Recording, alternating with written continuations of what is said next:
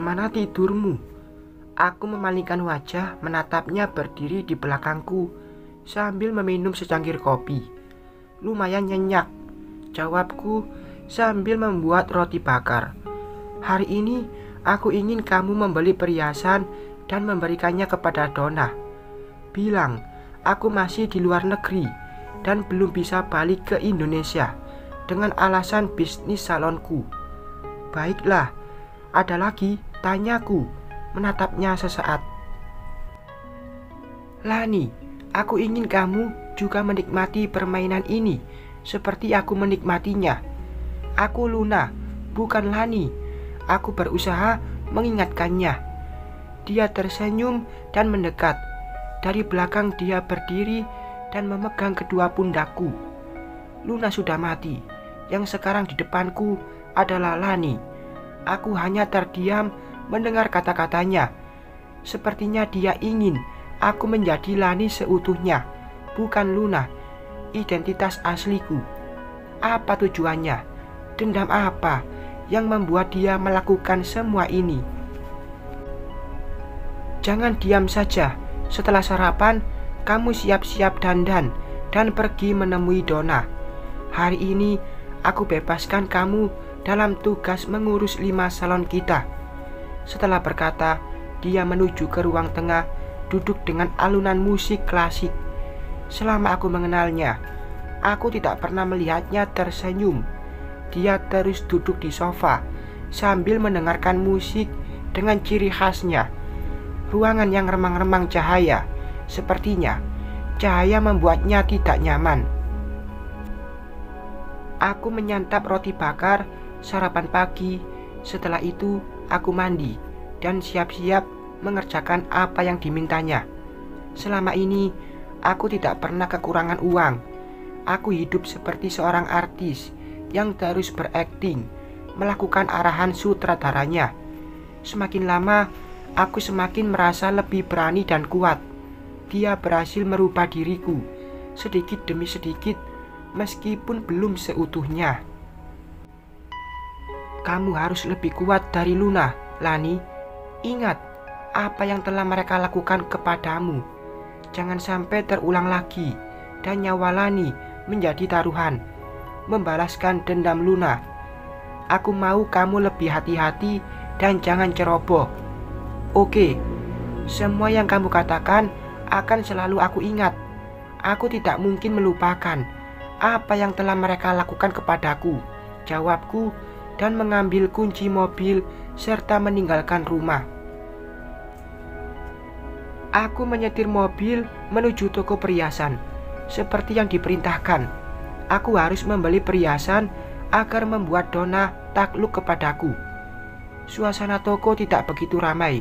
Kemewahan ini tidak begitu menarik bagiku.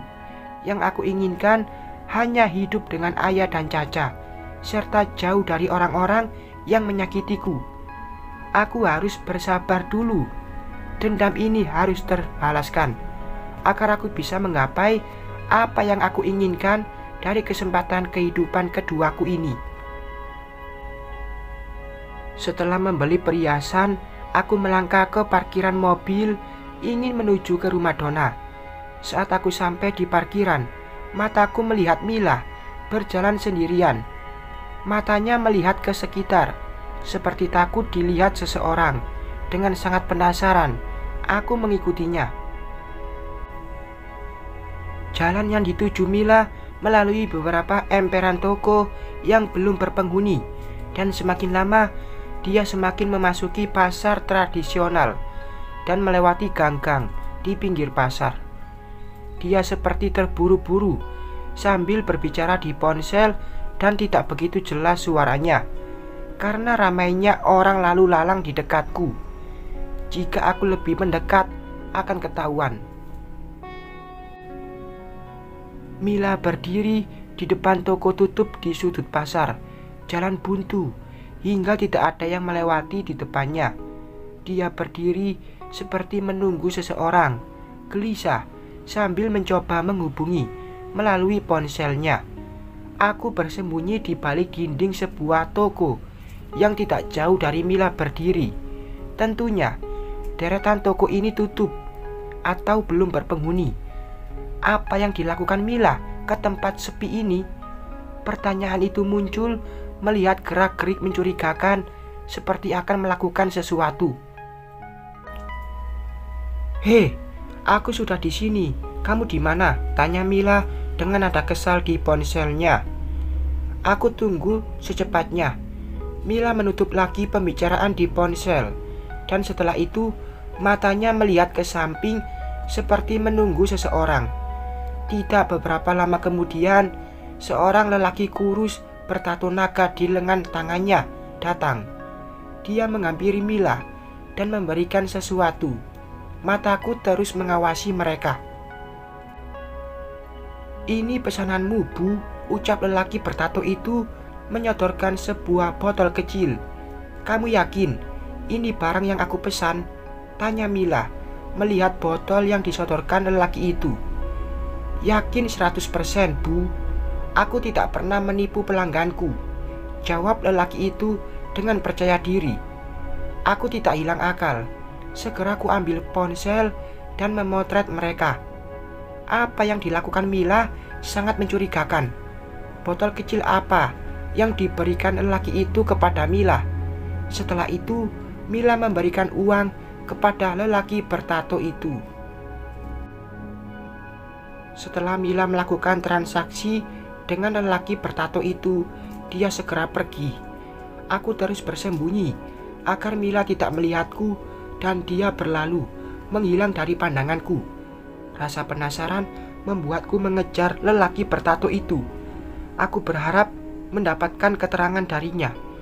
Botol apa yang diberikannya kepada Mila? "Mas, tunggu Mas," ucapku berlari mengejar lelaki bertato itu. Mendengar panggilanku, lelaki itu menghentikan langkahnya. "Kamu memanggilku, Nona?" tanyanya setelah aku berdiri di depannya.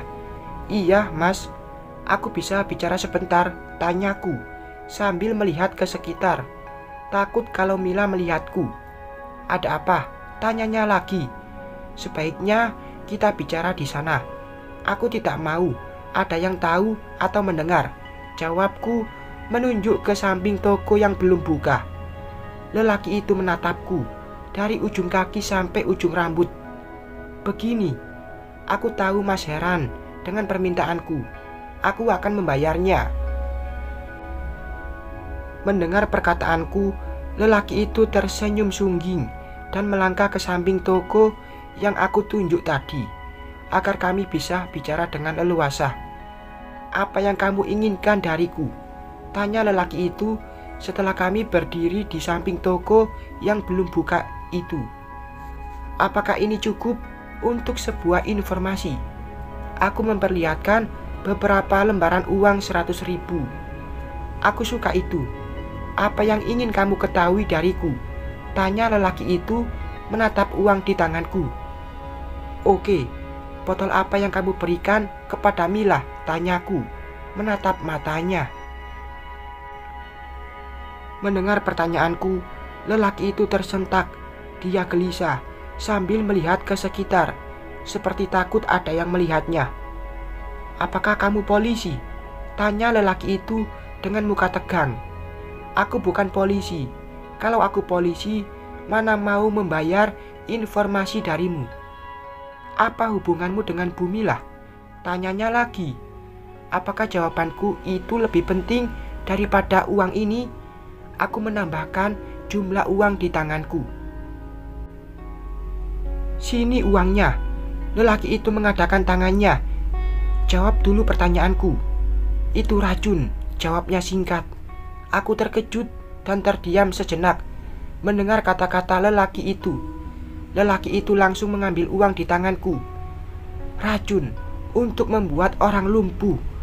Setelah berkata, dia langsung melangkah meninggalkanku dengan keterdiaman mendengar kata-katanya. Racun membuat seseorang lumpuh. Siapa sasaran Mila kali ini? Mila bisa melakukan apa saja demi mendapatkan tujuannya, termasuk apa yang dilakukannya dulu kepadaku. Apakah lumpuhnya Ibu Bayu juga ulah dari racun yang diberikan Mila. Aku harus ke rumah itu, menyelidiki apa tujuan Mila memesan racun tersebut. Aku melangkah secepatnya menuju ke parkiran, melalui gang dan toko-toko tutup. Aku sampai di parkiran dan melaju mobilku secepatnya. Bersambung.